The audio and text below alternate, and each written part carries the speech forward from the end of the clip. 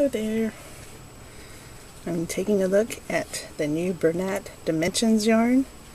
It's new in 2015 by Yarnspirations.com. It is very, very soft to the touch. I really like the way it feels in my hands. This would feel good next to the skin. This free pattern is called, what is it called? Basic Beanie Knit. So you knit this and you need just one ball of this yarn to make that hat. And you can get the free pattern on the Yarnspirations website.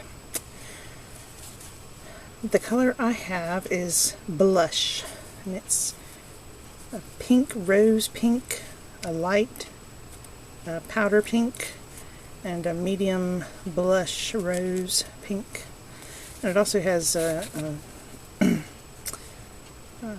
would call that, a tawny, almost a beige pink back there. So it's got quite a variation of different shades. It is a bulky yarn. To knit, you'd need a size 10 or 6mm knitting needle. You'll get 15 stitches and 20 rows in a 4x4 inch or 10 centimeter square. To crochet, you need a size J 10 hook, 6mm. You'll get 13 single crochets and 15 rows in a 4x4 inch or 10 centimeter square. It is machine washable. Then you lay it flat to dry. Do not iron, do not dry clean, and do not bleach. 70% acrylic, 30% wool. Each skein is 2.8 ounces or 80 grams and has 160 yards or 146 meters. Okay.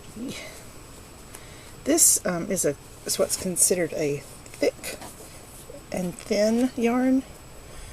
So you're going to have some thin parts, and then it's going to stretch out to be, not stretch out, it'll become thicker. And then it gets thin again. See how thin it gets right here? Very thin.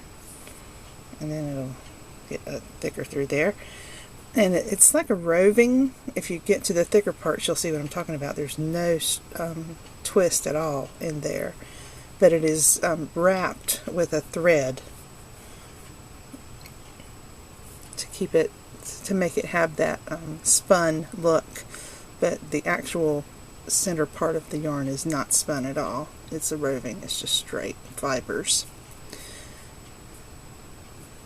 It has a wool look to it.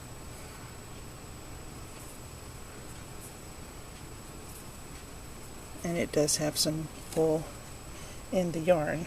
So I can get that. There we go. And the colors will change as you work with it. So, let's see here. I usually have my hook and my needles prepared ahead of time, but this time I didn't. I need a size J hook. Yay, I got lucky. There's my J hook. Let's try to crochet with this a little bit. See how it goes.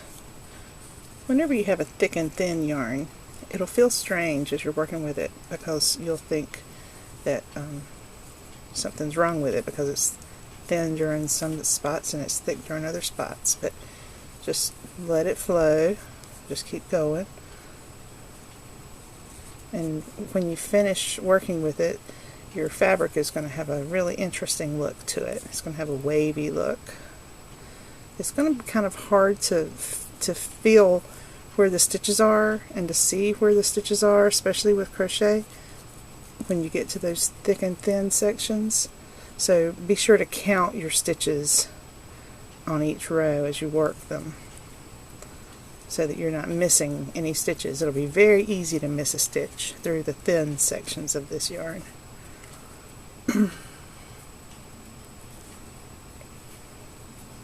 And the J hook will feel like it's too thick when you're working those parts. Just go for it. Work it anyway. Because if you use a smaller hook, then these thick sections will not work well at all. And the hardest part of working with this yarn is going to be the first row that I just worked. First row is always hard with thick and thin. And in fact, I think that knitting is a whole lot easier with thick and thin yarns. It's a little bit of a challenge to crochet with thick and thin yarns. And this yarn will split easily if you're not careful, because, like I said, it's a roving yarn, so it will split if you're not careful. And you're going to have to count every single row to make sure you're not missing a stitch.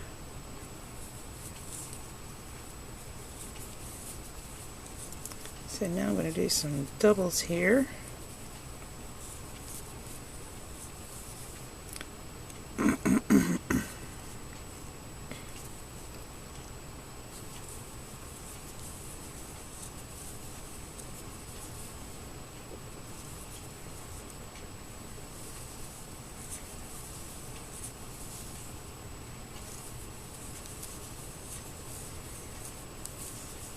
The more you work with this yarn, the easier it gets to work with.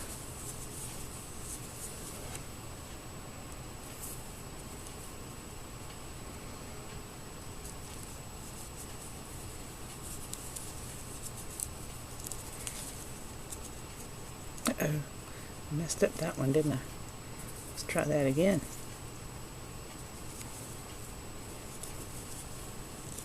There. Now we got it. So, you see how the stitches don't have a definition to them?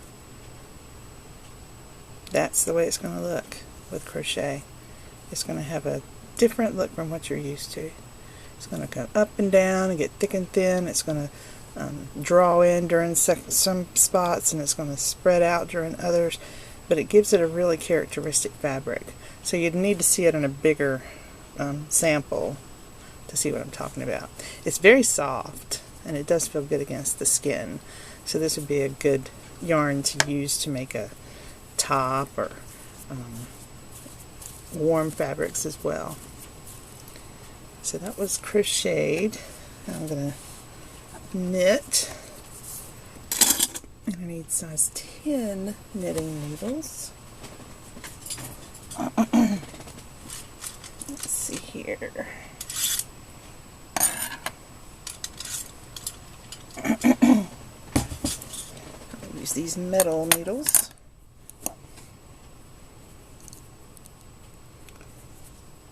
And I think that knitting will be easier with thick and thin yarn, because you'll be able to see the stitches laid out on each row, and you won't have to be searching for them like you do with crochet. You don't have to count every stitch. You can just work it as you get to it. I love how soft this yarn is. It feels wonderful.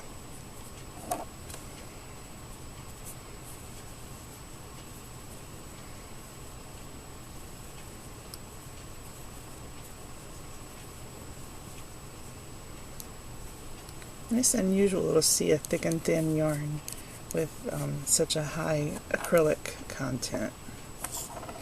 Most of the time you see that with just wool yarns.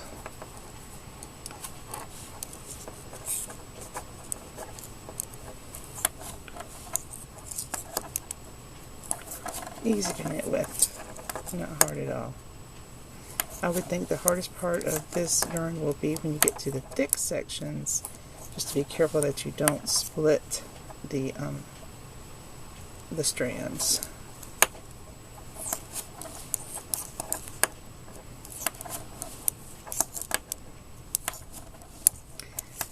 And personally, I like the look of stockinette fabric when you're using thick and thin yarns. I just like the way the yarn lines up on top of each other. It has a curvy look to it and a pretty.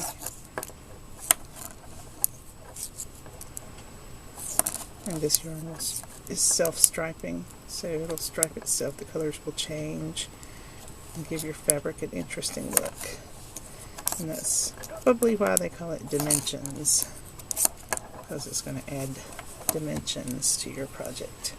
And you can see it on that free pattern, how the yarn gets wavy, wider and thinner during certain spots because of the nature of the thick and thin yarn.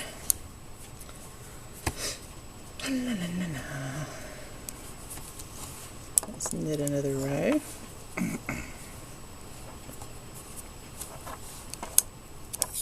It's very soft. It really reminds me of really soft wool.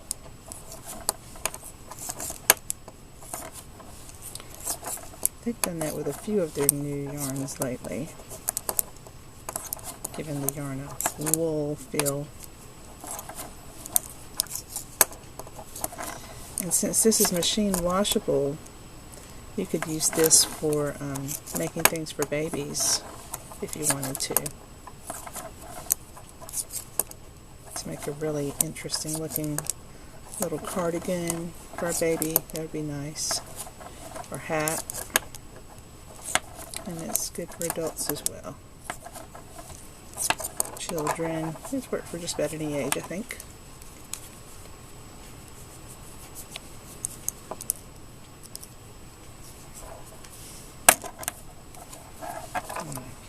Pearl. And here's where you'd have to be a little bit more careful to make sure you're not splitting those thick strands.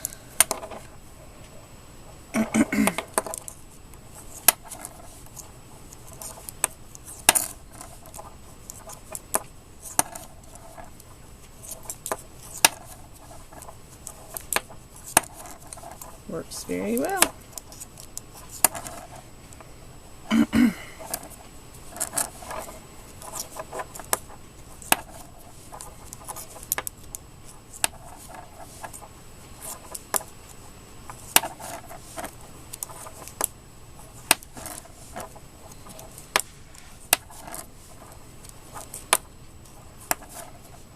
And it is easier to knit with than it was to crochet.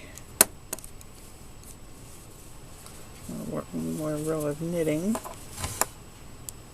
so you can see the stockinette fabric.